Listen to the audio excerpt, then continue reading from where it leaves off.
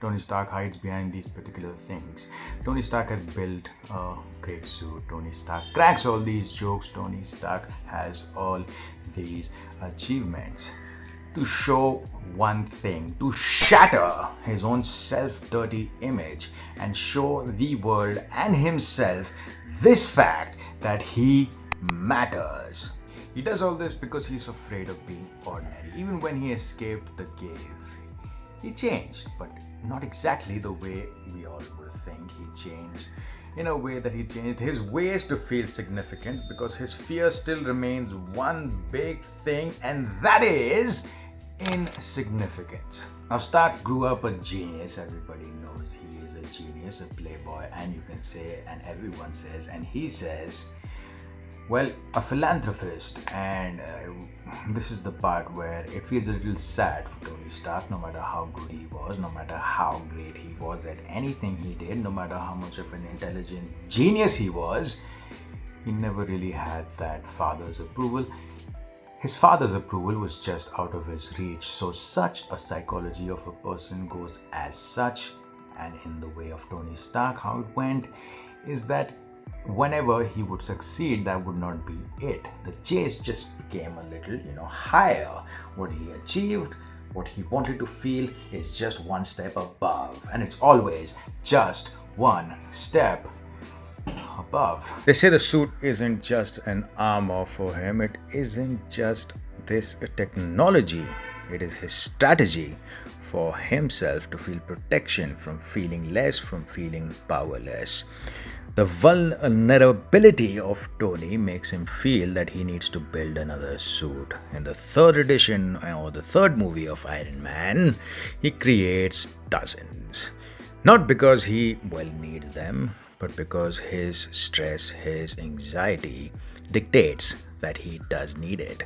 And then there is that these achievements, they become his addiction. He keeps accomplishing the impossible. Yet every other victory creates another problem to solve. There is another enemy, there is another invention, there is another reason he just can't stop. For people driven by achievements, success often becomes the fuel for the next pursuit and never the finish line. Tony Stark's fear of insignificance comes from one thing. It's the fact that he wants to prove to everybody and himself and his father that he is something good. He wants to surpass his father. He wants to be someone who can bring the best technology, and he also fears someone bettering him at his technology. He wants to be the number one because he is smart. That causes a lot of insecurity, and I'm assuming a lot of genius people and a lot of intelligent people go through this particular thing as well. And no matter how high they reach, it is always not good enough because they always fear that they are not doing enough to be known as they want to be known, to be seen as they want to be seen. There's a thing that Iron Man goes after, that Tony Stark goes after, and that doesn't yield him the rewards and will never yield him the rewards that he needs, because he runs after achievements. He built Iron Man, he built Avengers Tower, he built a large number of things, but he still feels empty inside.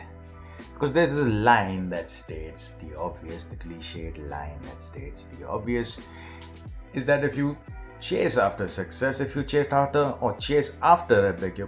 achievements, the only treatment you will get, is that you want more, because it's never ending, it's never lasting. Achievement, if you keep chasing that, success, if you keep chasing that, just keeps building up the desire to want what's next. Character Tony Stark fears irrelevancy. Due to the points that I stated earlier, the man is an absolute genius. And let's just relate it to even normal or real world geniuses. There's no such thing as normal or formal about being a genius. It's a rare thing. These individuals fear irrelevancy. They want to keep doing what they want to do, and they want to do what they have to do to assert, quote unquote dominance over society by innovation, to make sure that they are never forgotten and they are always treated with what they want their ego to be treated with. Also, Tony Stark always has a trauma response to whatever is going around. New York was attacked. Later, what happened? He built Ultron, he built all those suits. So, these points state that Tony Stark is always in a negative mindset, and he has something to prove because of this negative mindset.